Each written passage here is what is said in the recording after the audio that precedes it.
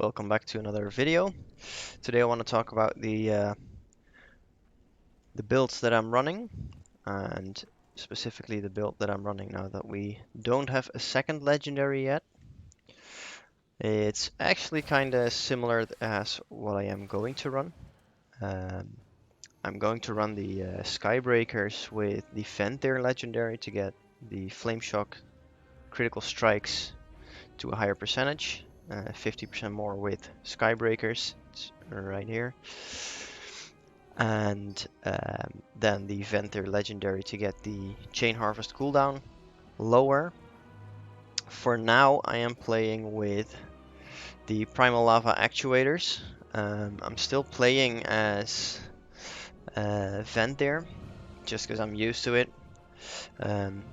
When you have the double legendary, the Primal Lava actuators are really strong as well, but then it would be better to go Necrolord. For now I'm just playing Venthyr, and when I have the double legendaries I will switch to the Skybreakers.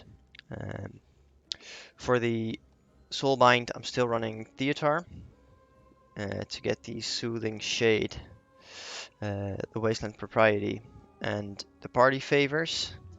Also the Tea is a pretty good one, Matt Duke's Tea, to gain crit verse or agility or haste increased. Other than that, the build is actually the same as well. I am still running elemental spirits even though I don't have the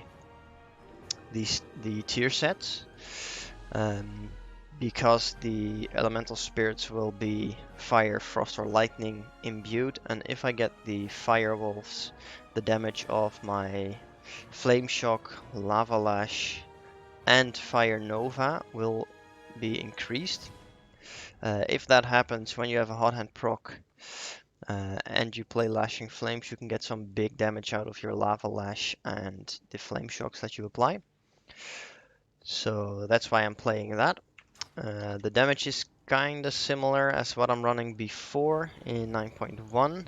It's a little bit higher, but I still have to get used to the tap targeting and spreading the flame shocks correctly. Basically, you play the same way as you would play the fire build that I will be running, that I showed you in the earlier video.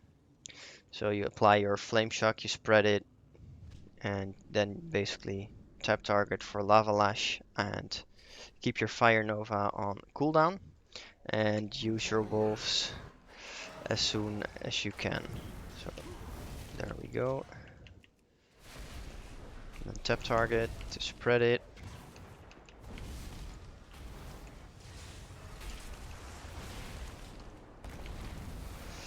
And basically try to keep your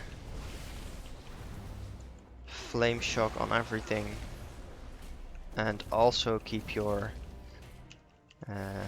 lashing flames debuff on everything that has a flame shock.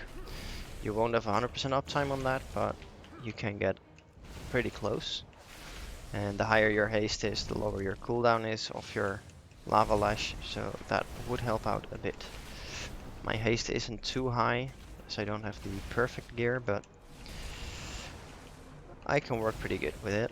And as you can see, I'm doing about 15.2, 15.5. The more targets you have your flame shock on, the higher your damage will be and the quicker the primal lava actuator will stack. So that will be increased with the amount of targets you have, up to 6 targets of course. So you can flame shock up to 6 targets. So that's basically the build.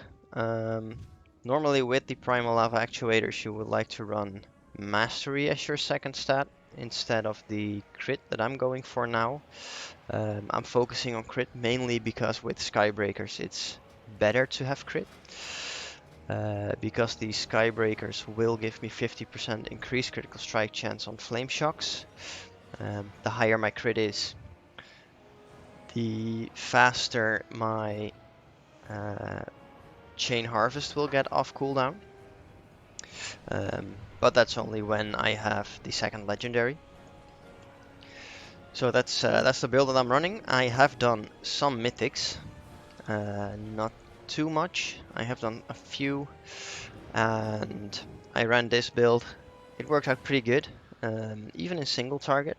I didn't expect it to do that well.